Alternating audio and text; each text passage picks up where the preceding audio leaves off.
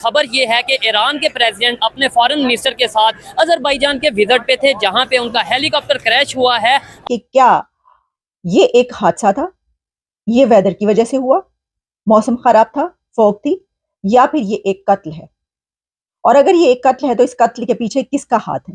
हादसा नहीं है, ये प्री प्लान होगा मेरे हिसाब से। किसने प्लान किया हो? ये सारी दुनिया को पता कौन प्लान करता है पूरी दुनिया में। कौन? वो एक बदमाश जो है।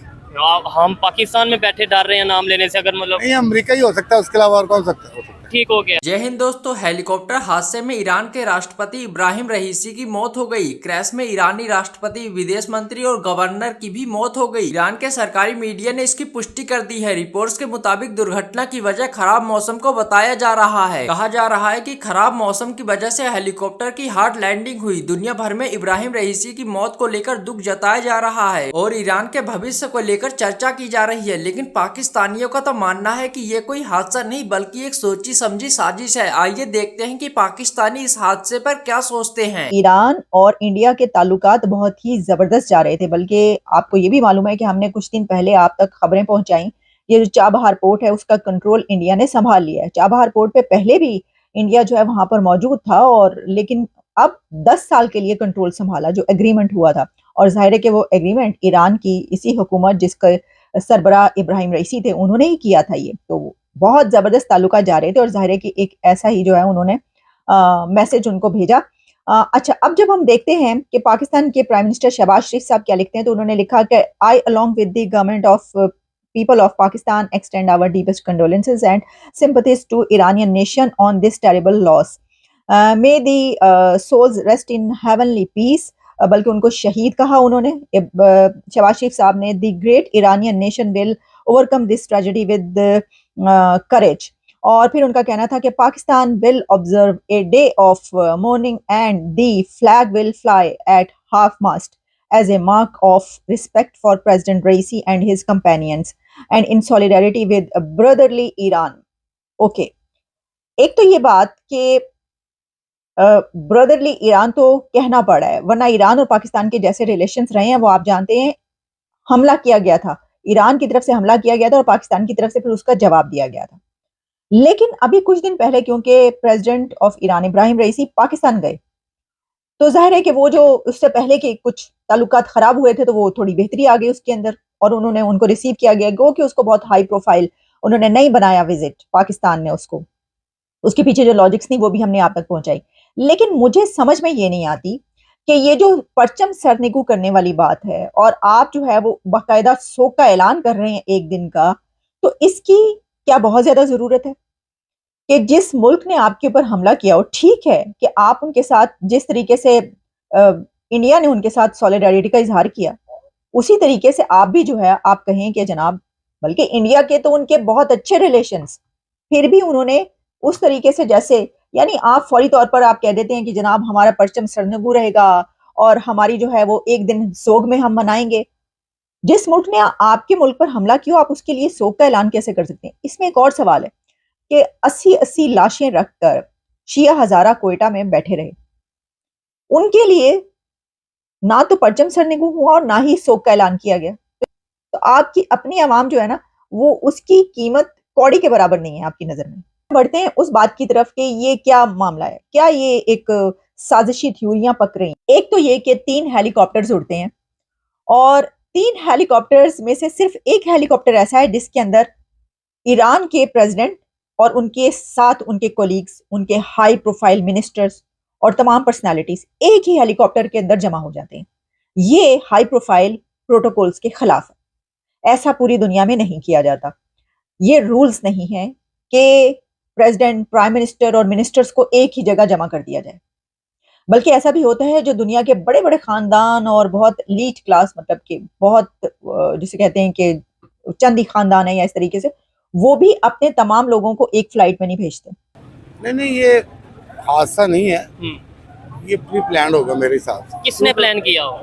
ये सारी दुनिया को पता कौन प्लान करता है पूरी दुनिया में। कौन? वो एक बदमाश जो है।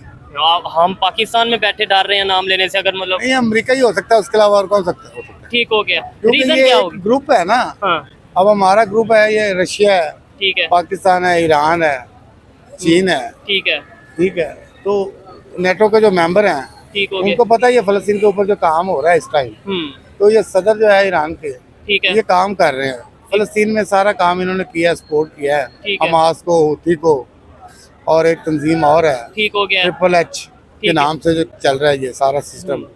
तो ये जहरी बात है, CIA की प्लानिंग होगी मेरे हिसाब से, ठीक है, अगर CIA की या मुसाद जो कि क्योंकि इस इजराइल तरह की के एजेंसी है। उनके हमारे जैसे उनके वो जहाज या हेलीकॉप्टर नहीं है कि रास्ते में क्रैश कर जाए, ये कायदा एक प्लानिंग होगी। ठीक है, मैं कह रहा हूँ अगर ये लेट्स सपोज प्लानिंग है, CIA के थ्रू हुआ या मुसाद जो कि इजराइल की एजेंसी है उनके उसके थ्रू हुआ, क्या समझते हैं पूरी दुनिया को कोई मैसेज है ये? हाँ बिल्कुल मैसेज है क्या भाईजान, देखे ना, मुसलमान एक तरफ है और सारा कुफर एक तरफ है।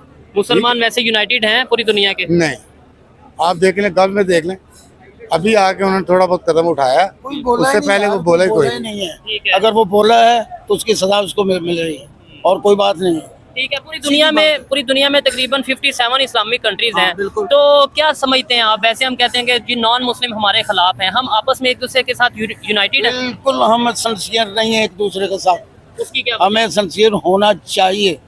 हमें वो इतने तो फर्के डाल दिए हैं कि मैं बयान नहीं कर सकता। ठीक है। 70 साल की उम्र में मैंने तो यही देखा है कि हम एक दूसरे के दुश्मन है, बिक जाने वाले हैं, तो ये बिकना नहीं चाहिए हमें। नहीं, ये बिकना भी किसी के मतलब ये भी किसी की साजिश होती है। हाँ, यही होती है लालच।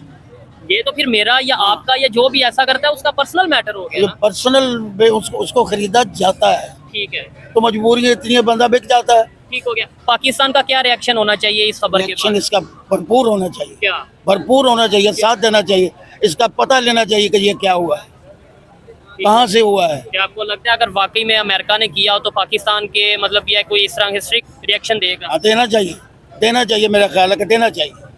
ठीक है, हाँ। आप क्या कहना चाहेंगे? अभी ये बेसिकली सारी जो दुनिया में इस टाइम हालात है ना, वो इक्तिसाद की जंग है, समझे ना मेरी बात, पावर की जंग है। पावर की जंग है, अपने मफादात है।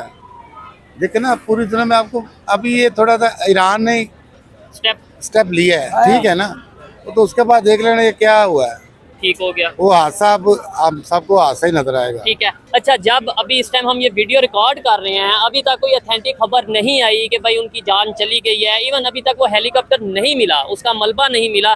आगे जो भी खबर आएगी उसके हवाले से अपडेट जरूर करेंगे। सर क्या कहना चाहेंगे? सऊदी अरेबिया हो, अपना अगर तुर्की की बात कर लें, अगर इसके अलावा हम दूसरे कतर की बात कर लें, जो भी इस्लामिक कंट्रीज हैं, UAE की बात कर लें, पाकिस्तान की बात कर लें, क्या रिएक्शन होगा इनका?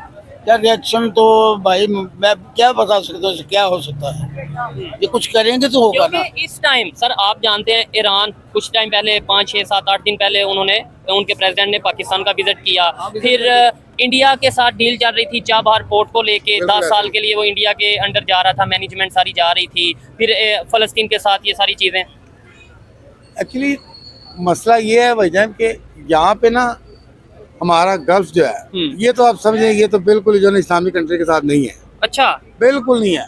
उसकी क्या इन्होंने मतलब? इसराइल को तस्लीम किया है ना, अच्छा, सऊदी अरब ने भी किया है, UAE ने भी किया है, तो इससे क्या जाहिर होता है? कि वो मुसलमानों के साथ नहीं। बिल्कुल नहीं है भाईजान। लेकिन इसराइल को हम तो तस्लीम यहाँ करने पे का मतलब क्या है? मतलब पाकिस्तान में तो हम ये सुनते आए हैं, मैं बचपन से, कि भाई सऊदी अरेबिया वाले जो मुसलमान हैं उधर से तो इस्लाम आया या उधर से वो इस्लाम। आपकी बात ठीक है, वो पहले की बात है, आपकी बात सोचे ना। ठीक अब है। वहाँ पे क्या इसराइल का साथ नहीं दिया उन्होंने?